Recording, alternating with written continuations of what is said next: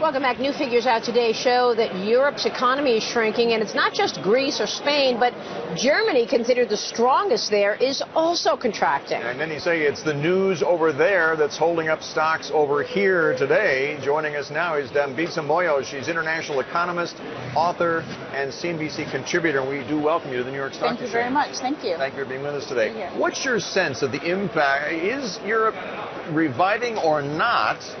And what impact is it having over here in the U.S., do you think? So I think, firstly, the market slightly overreacted. I mean, this is sort of backward-looking information. I mean, we know what the ongoing structural problems have been in Europe, but, you know, significant policy changes and announcements over the past 6 months, 8 months have actually been quite supportive of Europe. And I think we're certainly not in the Brexit, China, hard landing, Euro breakup scenario that we were sort of the middle of last year. So I'm actually pretty optimistic about where things are now. On a relative basis, of course, I think the U.S. story is much more constructive than the European story. But I guess people were surprised that even Germany, which is considered really the strongest economy in Europe, is also showing contraction. Yeah. So is Germany, have you noticed that we're seeing a leg down in activity? I mean, obviously, they're all trading with one another, so Germany will get impacted. Yeah, no, I mean, absolutely. But I think also, I was just looking at some of the IMF forecasts for January, and I think actually the story is improving. I mean, I think if you look at Germany's performance in December and January, I think the story is actually more of an acceleration story. And again, I really believe that the policymakers, the sounds coming from the policymakers are much more constructive, much more supportive.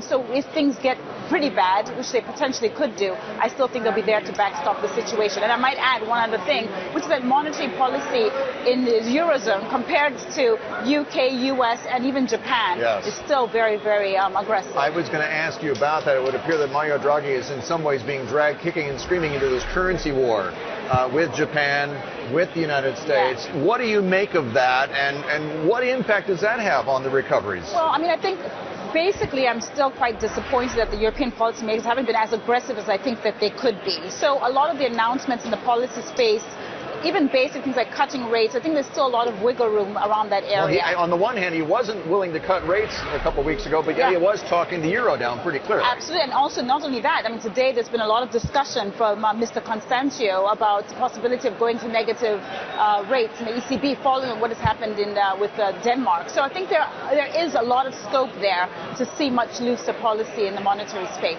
What's your take on sort of the positives? We've talked a lot about energy and the potential for energy exploration in this country. It seems like shale is increasingly being seen as one of the most important developments in the United States. Absolutely. But the story, just think about it again. I mean, about a year ago, certainly in the aftermath of the 2008-2009 crisis, we've seen U.S. GDP 1.5, 2%. This is not the story you're seeing in Europe, which has been negative. But the U.S. story is constructive. You've got the shale story. You've got the consumer coming back vis-a-vis exports.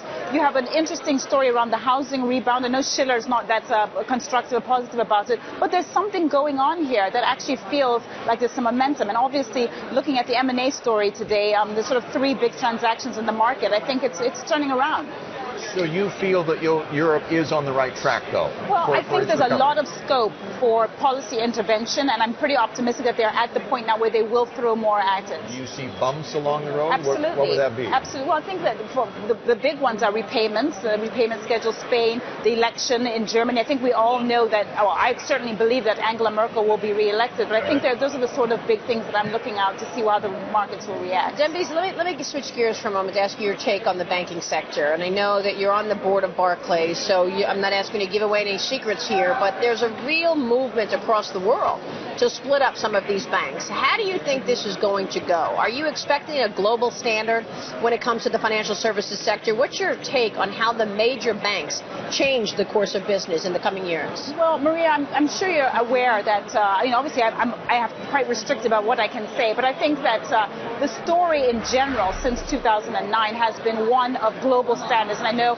Christine Lagarde has spoken about this, the G20 going back into Philadelphia, I think it was. There was a lot of discussion about having to come together and form global standards. Of course, it's challenging. So I do think there's a lot of conversations going on in the background that are aiming to have some convergence around these issues. But remember, these economies themselves are undergoing very difficult challenges. The European economy is very different from where the UK is right now, which we know is struggling with potential sort of a triple dip. The U.S. is in a very different place. So the implications of what regulatory reform can do in the banking space is something that's an open question, but still up for debate. Dambisa, good to talk with you. Thank you, Maria. Thank you very much for having me. You bet. Thank you. Thanks for joining us.